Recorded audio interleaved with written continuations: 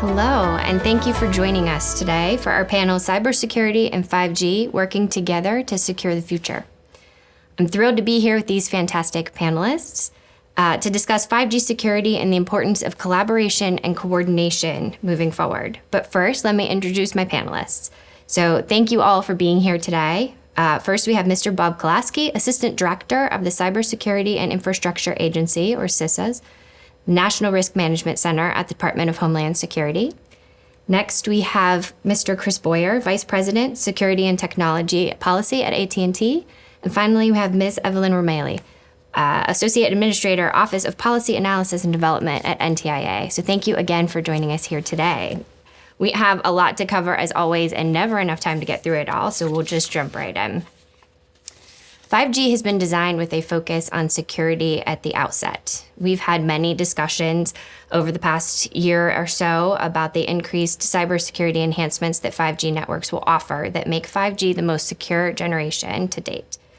But industry is continuing to lead and drive innovation on security, including through engagement in multiple efforts and standards development processes. Chris, why don't you lead us off with an overview of all that industry is doing to lead and support the many efforts on 5G security? Yeah, sure. Well, before I start, I just want to thank you for having me here today.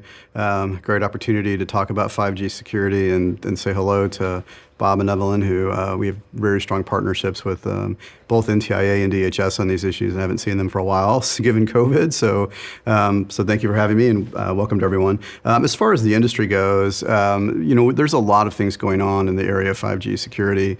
Just to start with, 3GPP, which is the standards body that's developing standards for 5G, has a working group within it, the SA3 working group that's focused on 5G security standards. And there are a number of different enhancements that will be coming with 5G from a security perspective. One example that people talk a lot about is the encryption of the IMSI or the IMSI that's happening in the over-the-air interface. So a lot of things happening in 3GPP. Also, in terms of working with entities like the federal government, there's things happening within the FCC at the Communications Security, Reliability, and Interoperability Council, or CISRIC.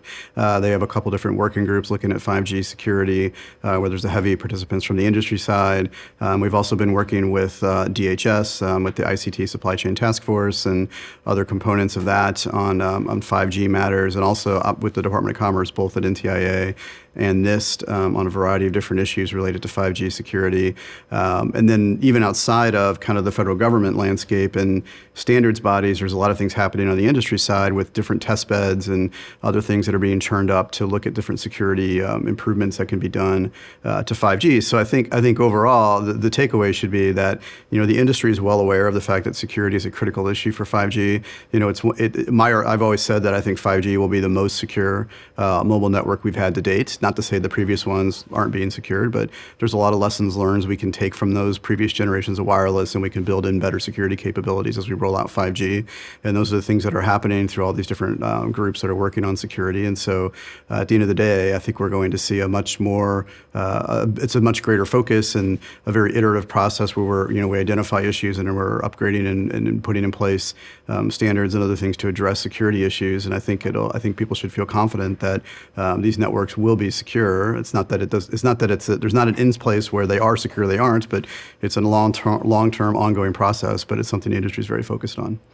Thank you, Chris. That was a very helpful overview. And so industry clearly does, but I think everyone at this point recognizes the criticality of 5G security. So it's not surprising that in addition to all of the efforts that Chris just described, there's much interest in several government-led efforts on 5G security, many triggered by the Secure 5G and Beyond Act of 2020 that was signed into law earlier this year, which required the development of a strategy to ensure the security of next-generation wireless communication systems and infrastructure, and a national strategy to secure 5G. So Evelyn, NTIA is working on the implementation plan. Bob, CISA just released their own 5G strategy. So in addition to these efforts, the FCC is engaged, DoD is active, and other agencies are engaged as well. So I think with all of this work, one of the big questions is how all of these efforts fit together. And so Evelyn, if I can turn to you to start, you've heard from the private sector that there are many overlapping efforts. So what is the process within the government to help coordinate all of these? Sure, absolutely. And let me just start too by saying thank you, Melanie. It's so nice to be here talking with Chris and Bob and yourself on these important issues. So let me jump in. Yes, I know that government can sometimes seem like a black box and just, alphabet soup with all of our acronyms and initiatives, but I can assure you that on the 5G issue, there is tremendous amount of coordination coming out of the White House, and also at the staff level, the agencies are working very well and collaboratively together. The way that we are pulling things together, as you mentioned, under the Secure 5G Act, NTIA is called out to partner with the White House on implementation of the 5G strategy. The 5G strategy was issued in May, and since that time, we have been working with the White House and the agencies to pull together the implementation plan that will really direct all the activities under the fulfillment of that strategy. All of the critical agencies have been participating in that effort, and there are 4 main lines of effort that will direct all of our work to implement the 5G strategy. The first one is focused on R&D and 5G deployment. Here you'll see DoD, NTIA, and others taking on R&D tasks under the implementation plan. The second pillar is focused on assessing security risks and developing principles to address those. Here, we'll be working with DHS. NTIA is working on a set of open and interoperable principles that will help to move the PROG principles and other security principles forward. The third line of effort is focused on actively addressing risks that we already know about. And here, NTIA is supporting the Office of the Secretary in the Department of Commerce, who is implementing the executive order focused on ICTS, information and communication technology and services, supply chain risk. We're also building out the information sharing program for small and rurals to make sure that they are getting knowledge of the most important supply chain security risk information that is out there. And then the fourth line of effort is focused on the international piece. We know that we need to build these international partnerships if we want to both push forward innovation on 5G and also make sure that those 5G networks are secure. And so that is the piece that's focused on that. And here, NTIA will be working with our international partners to build out those interoperable and open principles. But again, each of the agencies, all of the critical agencies have pieces that they're working on under these 4 pillars. And it's really our homing beacon. That is what we are looking for the organization. And we hope that will help industry to have a roadmap for where we're going as well. Glad to hear that you guys are thinking through it and everybody is sort of participating. So Bob, and I know Evelyn already mentioned DHS a little bit, so you can feel free to comment a little bit on what she said, but I would also like to ask you about supply chain. So while not solely a 5G security issue, there are many ongoing work streams on supply chain, which is also an area that requires extensive coordination throughout the government.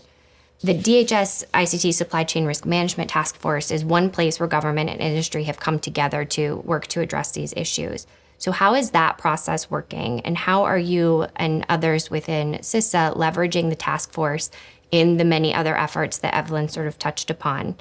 And are agencies coming to DHS for help? And if not, are you reaching out to them to offer support? Sure, Melanie, thank you. And like with Chris and Evelyn, let me thank CTIA for having us here, and it's good to see Chris and Evelyn. One thing, I think the 3 of us had an opportunity to participate in a panel at last year's conference out in Los Angeles. We wish we were in Los Angeles right now, but such is life. But it's nice to do the same conference, and I hope you'll continue to have us back, because you can reflect on where we were a year ago to where we are now, and I think you'll hear in the answers. Last year, it really was a lot of forming going on around these issues and sharing of the basic approaches, and now I think we've actually got a strategy. We've got bodies in place to fully coordinate and to be actually taking on, making progress, and ultimately, I think we'd all like to see demonstrable progress toward 5G security in a way that's consistent with the strategy and the principles we've laid out. But I really think we have that foundation. We're past the forming stage. We're doing the work, government and industry collaboratively, to secure 5G networks. In terms of your question about the ICT Supply Chain Risk Management Task Force, from the get-go, we wanted to establish the task force as a center of gravity for industry and government collaboration on supply chain risk management issues, particularly around ICT hardware and software issues, which are so key to 5G evolution, 5G implementation. And so the task force, remains a place where 20 government agencies come together and work with representatives of the critical infrastructure community around the IT sector, the communications sector, both associations and big players from the industry side. And we come and we work on supply chain related issues with the idea that if we reduce risk in supply chains through a collaborative risk management type approach, that's going to have benefit as we do things like push the country to deployment of 5G networks. The task force is has proven to be very much a center of gravity. One of the things we did this year that we hadn't done in year one is we established a tiger team of government reps and industry reps to intentionally talk about the range of supply chain risk management activities that are going on, whether things that the FCC is doing because of statutory responsibility or the Department of Commerce is doing because of both statutory responsibility and executive order responsibility, where the Department of Defense is going with their CMMC model, other parts of government, the intelligence community. We're actually having the agencies that have the responsibility to implement law or executive mandate come together and talk about that through the task force so that industry can hear from those agencies. They're different authorities, different mandates, but some effort to sort of have a shared understanding of a strategic approach of where we're going in supply chain risk management. We think the task force can be a force for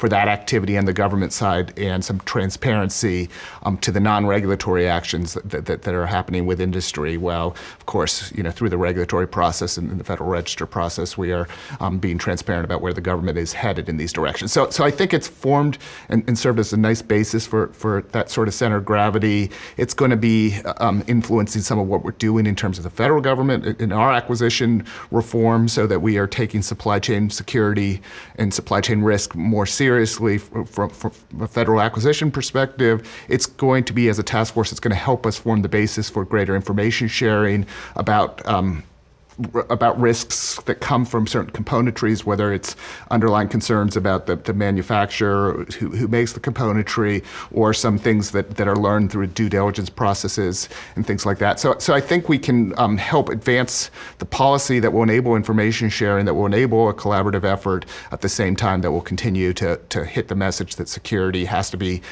in the mix as you're making business decisions around suppliers. Great, thank you. And so you touched a little bit on collaboration with the industry, so let's dig in a little bit more on that. Public-private partnerships have been the bedrock of federal cybersecurity policy and are driving many of these efforts. And there's been much discussion and commitment to continue to work aggressively with the private sector on 5G, both at DHS and at NTIA. And you've both also worked really hard to engage the private sector. So Bob, let me stay with you for a minute. CISA actively promotes public-private partnerships and is continually working to improve on these efforts. So what are your views, and I know you started a little bit to talk about that before, on the benefits and the value that these partnerships bring to the process?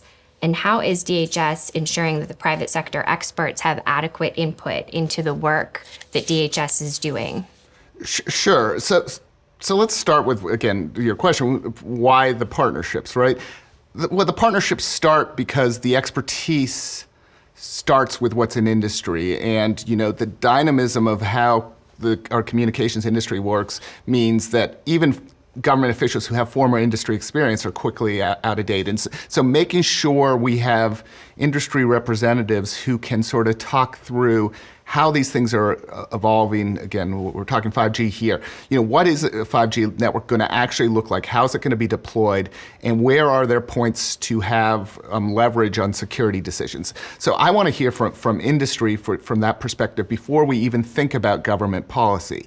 Government policy, then on top of that, so these are the points where there's leverage on decisions. Government policy should come in and facilitate increasing the information that's available to support decisions that businesses are making about security and security trade-offs versus important things like, increased broadband and better communications and more innovation in the network, inform that. And industry is also going to inform me on where they can't make certain decisions because there are regulatory burdens or there's a lack of harmonization across different spectrum's the wrong word in a 5G country, different harmonization around how different countries are approaching this, or there's, international tensions that make it harder to come up with a universal approach to security. And by hearing the industry perspective where they don't have enough information or something's keeping them from making an efficient, good security decision, the government can then start to fit in the role that it needs to be in, which is to break down barriers, to increase the ability of industry to make smart security investments. And that's how we're thinking about this approach and having these conversations from the get-go. The authorities we have to convene with the critical infrastructure community allow us to have off-the-record conversations with the industry where they can tell us about security vulnerabilities that might not be addressed or that are outside of their own control. And when we hear that, we can then, as a government, come together about ways we can address those concerns. Industry appreciates that the government has a national security economic competitiveness obligation, and we will play it, but we can't play it effectively without hearing from industry perspective. Let me quickly turn back to Evelyn, and then Chris, I want to pull you in on the industry discussion. But, as you all are continuing to examine the comments that you've received in response to your implementation plan, how are you thinking about the continued engagement with industry? And, also if you want to reflect a little bit on some of the information sharing programs that you all are working on. Absolutely, sure. So thanks, Melanie. That, the fact for the implementation plan that I mentioned, it was very critical for us, both from the Secure 5G Act, but also for NTIA to make sure that we were building private sector input into that implementation plan. And the way we did that was through a request for comment that we published over the summer.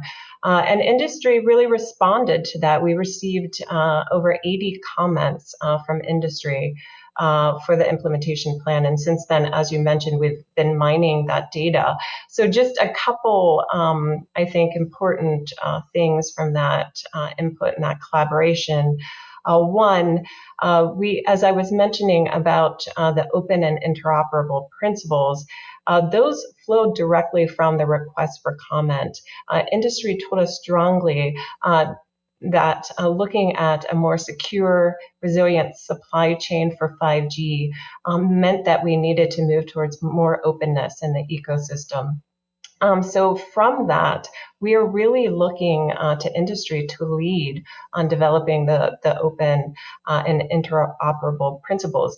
But what we also heard from industry is that government can help that process by helping to build partnerships with the international players, by supporting test beds and R&D.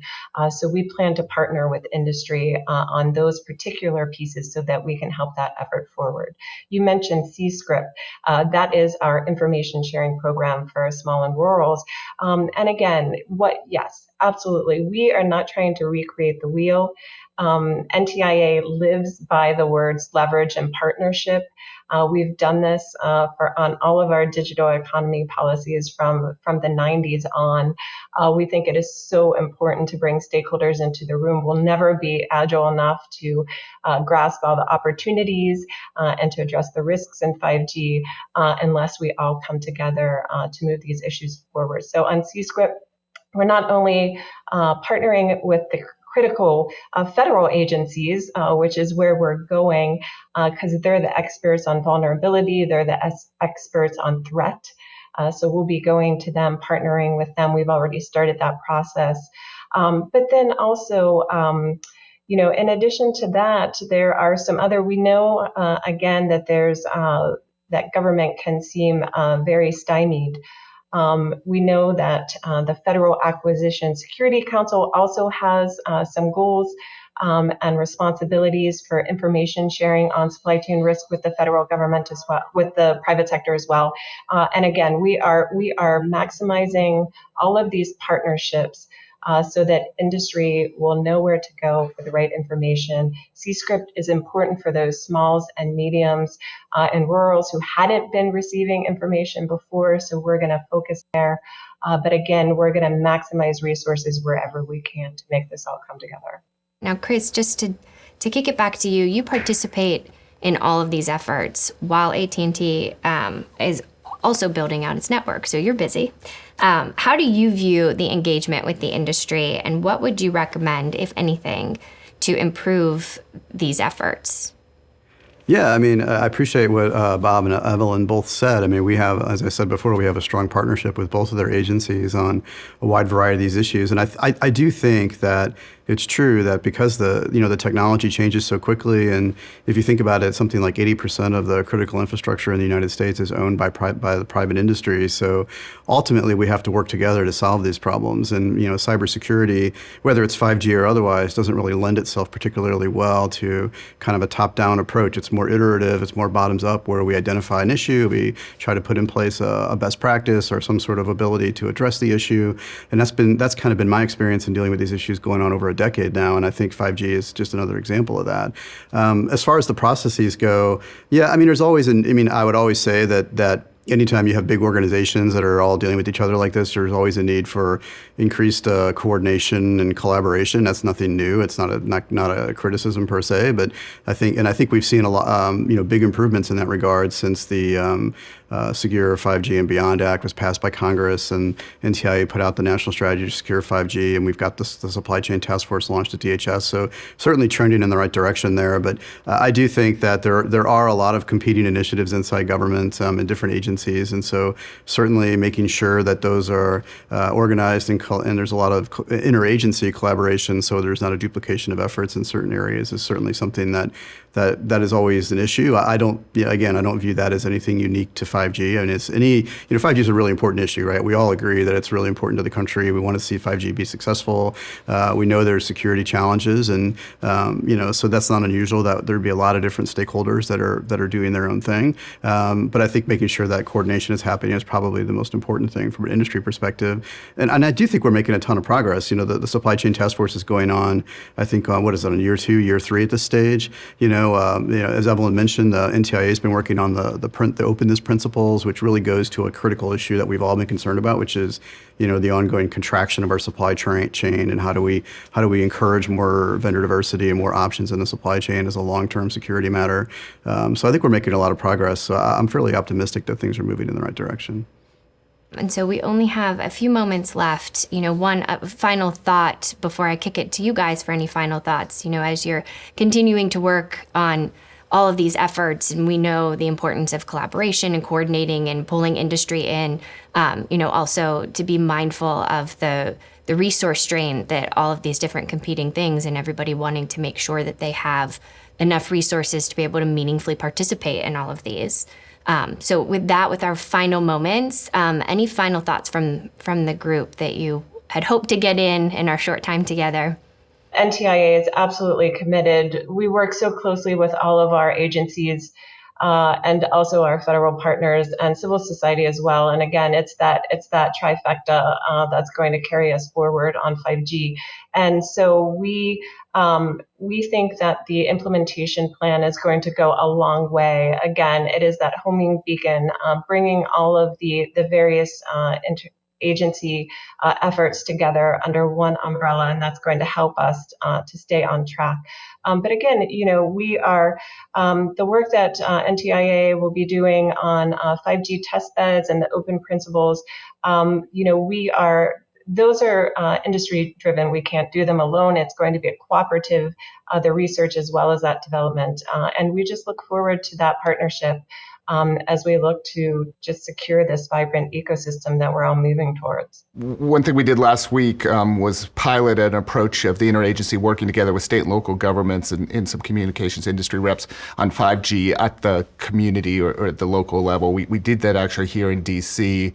We're going to have other sessions coming up in Salt Lake City and Minneapolis as sort of a pilot, where we're actually bringing the same sort of partnership that we're talking about at the national level to get involved with state local planners and local communications service providers who are going to be a big part of what 5G looks like everywhere. And I think that's going to be an important aspect. Evelyn's mentioned a lot about rural America and making sure that they have information, but more broadly, taking the security principles down to the level where communities are designing 5G and will be taking advantage of it for smart cities and automation and things like that is something that we want to make progress in the next year. As far as 5G goes, we should think about the fact that the U.S. wireless industry, the commercial wireless industry, is a huge success story, right? The U.S. leads in innovation when it comes to wireless in terms of devices and applications.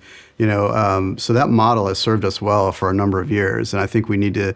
And I think the industry, as it relates to 5G, is investing today and rolling out these capabilities. Whether it's AT&T, but also our competitors and Verizon and T-Mobile, we're all rolling out 5G networks and investing very heavily. And we all know that security is a table stakes issue for the success of 5G. So I think continuing down the model that we've had in the past and kind of learning from that experience and continuing to grow and continuing to address these issues is something that we're all doing. And I think folks should be confident that we will lead the way when it comes to 5G, in the long run. Well, thank you all so much for joining me here today, and hopefully next year we will be able to be together in person and sort of revisit some of these issues.